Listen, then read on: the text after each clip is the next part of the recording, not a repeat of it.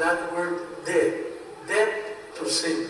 Jose Luis de Jesus Miranda claims to be the second coming of Jesus Christ, and his followers believe every word. This is a historic event, knowing that God is here on earth. I am the second coming of Christ, that Messiah that they've been waiting for.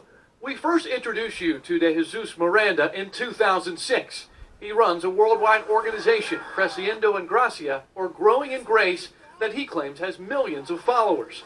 He preaches a message of freedom to indulge. His message tells us that we're perfect, that there's no sin, that there's no devil. And also no hell. If they call you a sinner, we feel hurt.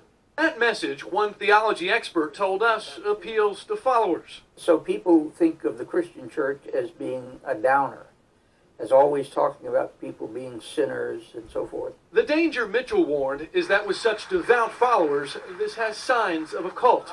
De Jesus Miranda wants to establish a world government with himself as leader.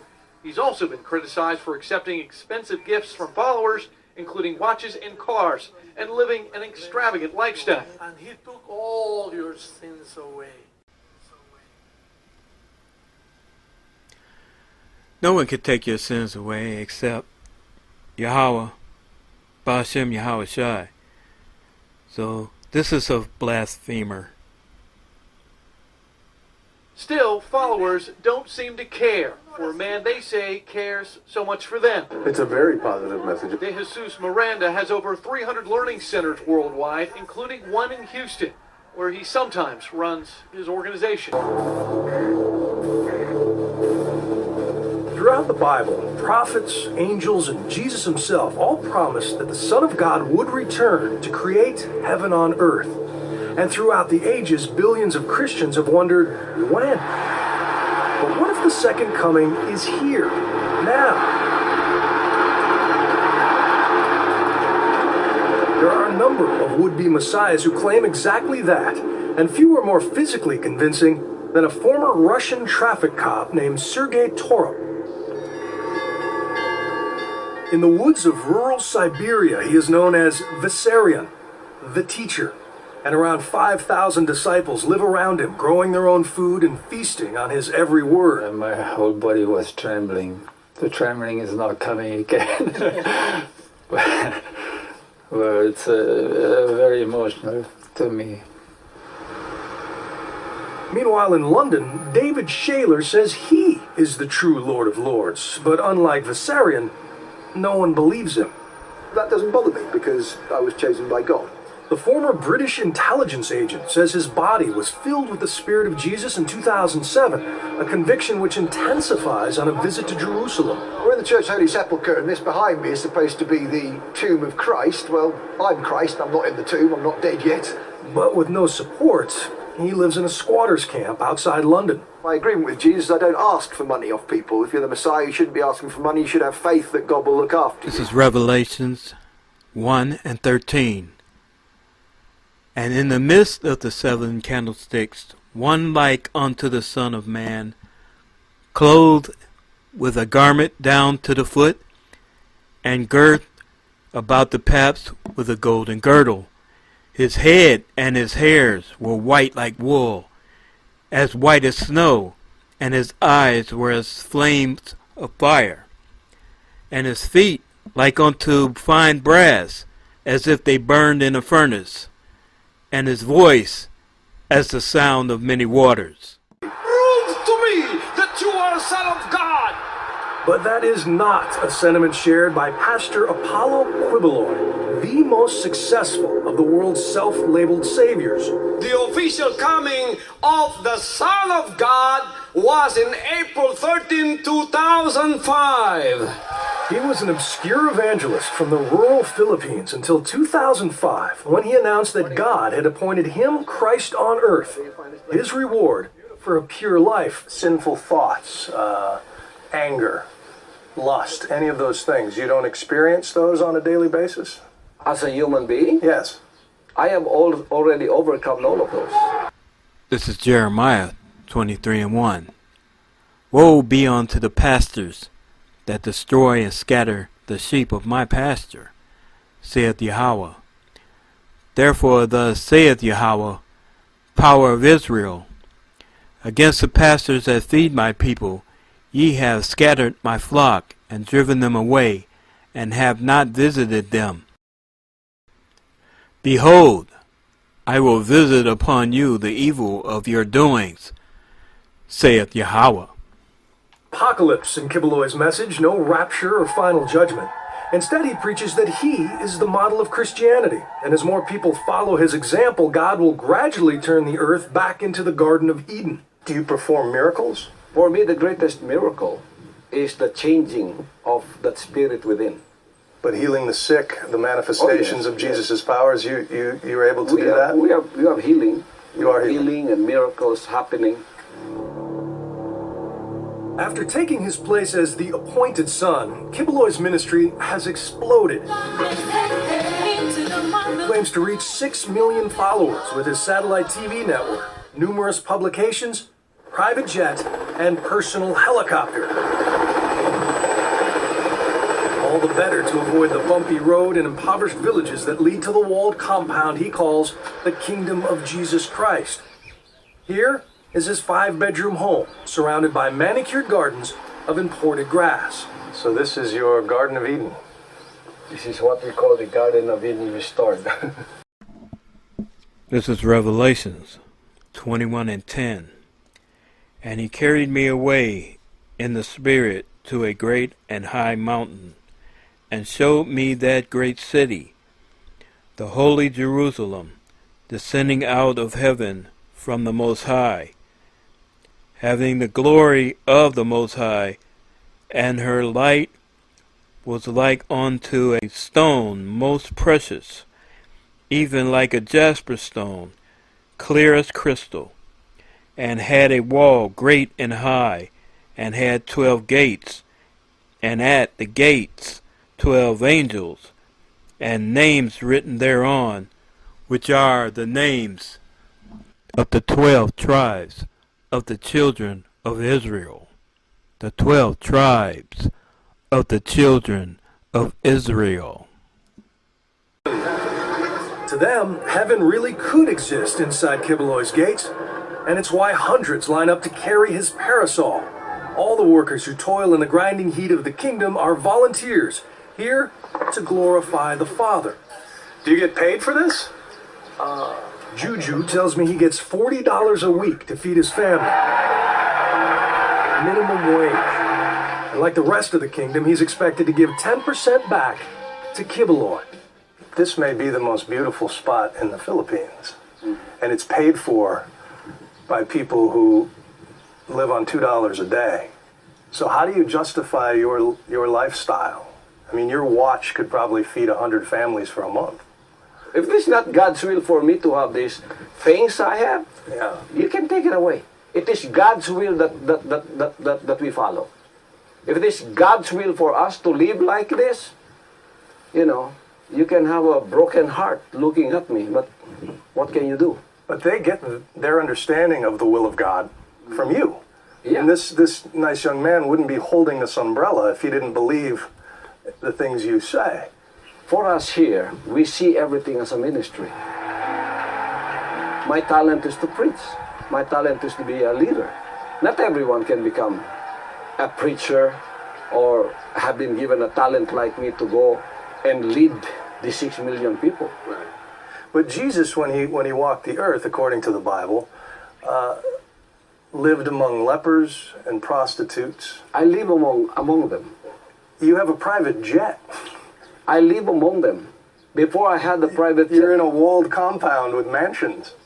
before this, I lived among these people. Like, for example, that jet that you're talking about. Do you know that in 1983, I had a revelation of that jet? That the Lord is going to give me that. Yeah? It is Him who gave me that. If it is not His will, how can I afford that? Well, Kibeloi has been accused of kidnapping and brainwashing by the parents of at least one of his followers, but he was never charged. He insists that anyone is free to leave his flock and seal their fate for eternity. will they go to hell?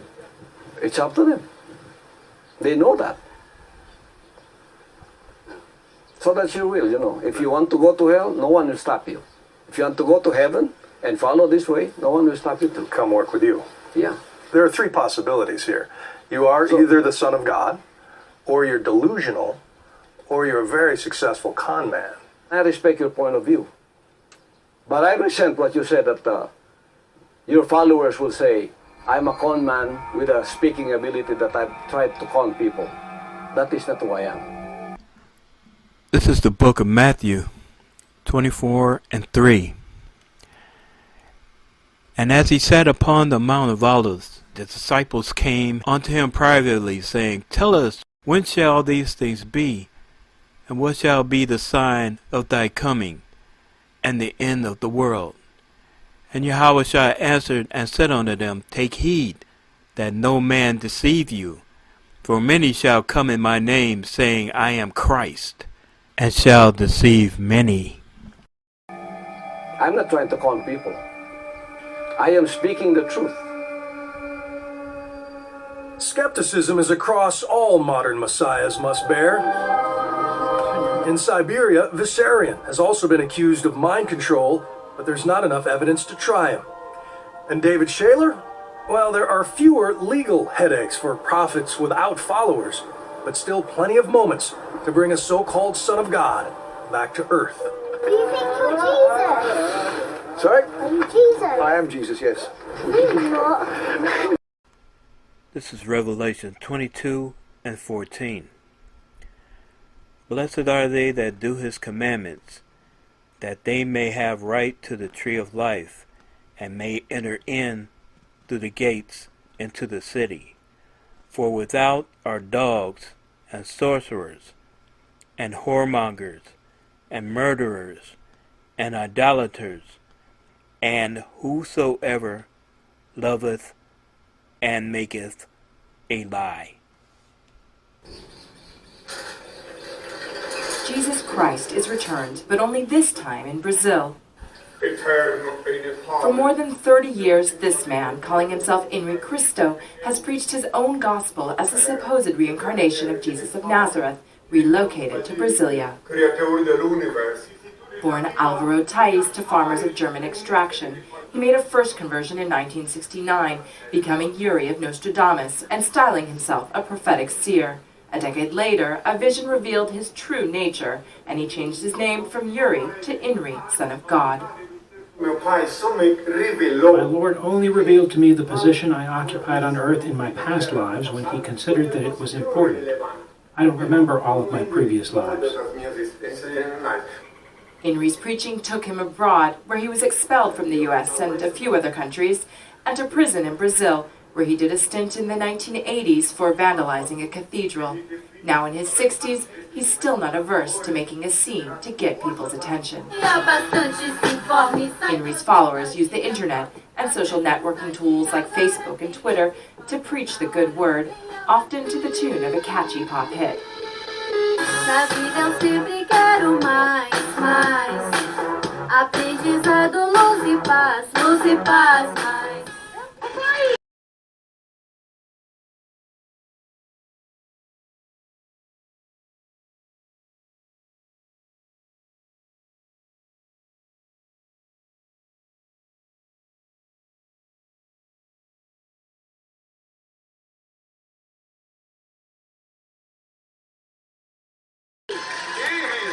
Inri has made the rounds of Brazil's TV talk shows, but most of his time now is spent with his disciples at home, in a closed compound outside the Brazilian capital.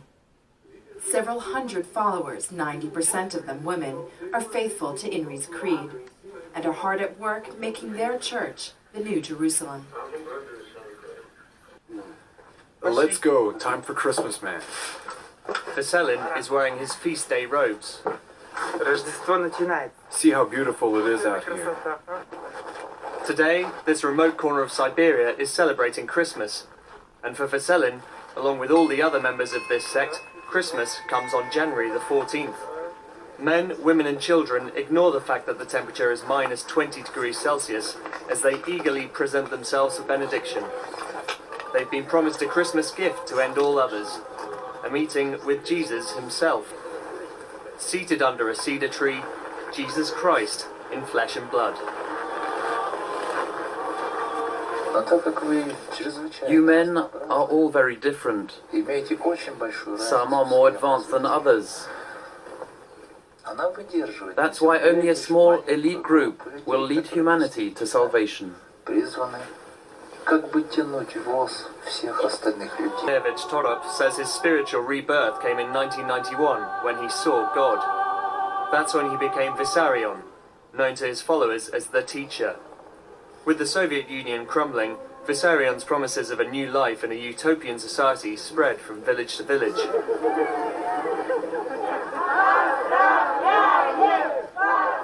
He established his new community in a remote spot in the Siberian mountains, cut off from the modern world.